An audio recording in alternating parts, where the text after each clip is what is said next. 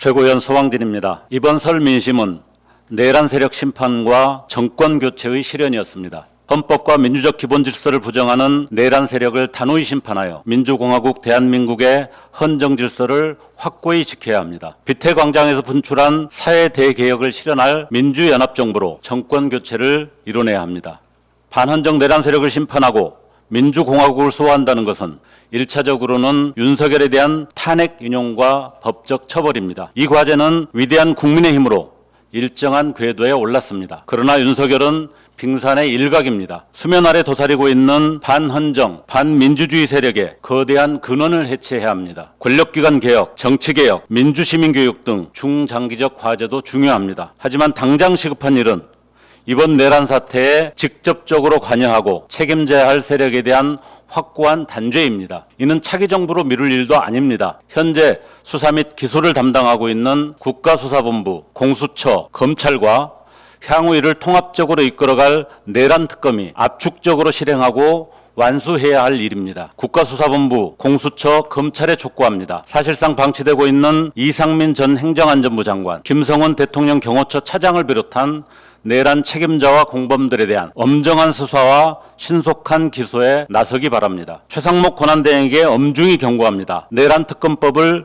신속하게 공포하십시오. 만약 여야 합의를 핑계로 특검 출범을 또다시 가로막는다면 이는 최 권한대행이 내란 범죄를 은폐하고 사태의 종결을 방해하는 당사자임을 스스로 인정하는 것입니다. 국민들께서는 이런 권한대행을 더 이상 용납하지 않을 것입니다. 집권당인 국민의힘은 서울역 귀성인사에서 직면한 민심의 냉대를 엄중히 인식해야 합니다. 국민의힘이 묻습니다. 국민의힘은 앞으로도 헌법과 민주주의 체제를 부정한 내란 세력에 동조할 것인지 아니면 내란 세력과 확실하게 절연하고 헌정 질서 안에서 당당하게 경쟁하는 정당으로 환골탈퇴할 것인지 분명히 선택해야 합니다. 국회 다수당인 민주당은 윤석열 내란 세력에 대한 압도적인 반대와 탄핵 여론에도 불구하고 민주당으로의 정권 교체에 대해 마음을 주지 못하는 국민들의 고뇌를 무거운 마음으로 받아들여야 합니다. 민주당은 이중의 성찰이 필요합니다.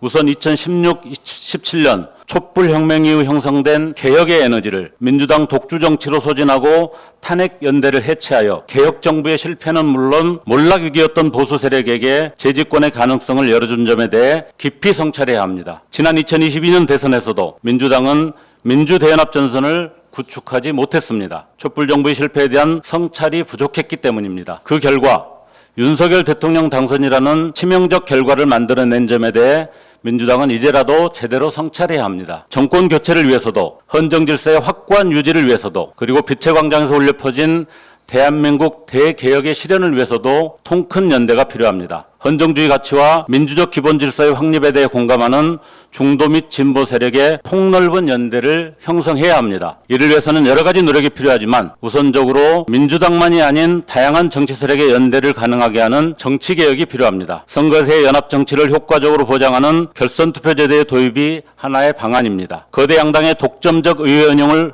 극복하고 다양한 국민의 의사가 반영되는 다원적 정당 정치를 가능하게 하는 교섭단체 제도의 개혁도 기묘합니다. 정치개혁은 선거 시기의 일회성 정치 이벤트나 선거가 지나면 쉽게 번복하는 거짓 약속이 아닌 확고한 의지와 행동으로 실천해야 합니다. 민주당이 이미 약속하기도 했고 의지만 있다면 당장이라도 추진할 수 있는 과제들입니다. 현재 민주당 위기의 핵심은 당과 주요 리더십의 신뢰 위기라는 점을 명심해야 합니다. 조국혁신당은 민심을 받들어 내란 세력을 단호히 심판하고 민주공화국 대한민국의 헌정 질서를 확고히 지키며 빛의 광장에서 분출한 사회 대개혁을 실현할 민주연합정부로 정권교체를 이뤄낸 일에 쇄빙선과 예인선의 역할을 흔들림 없이 해나갈 것입니다. 감사합니다.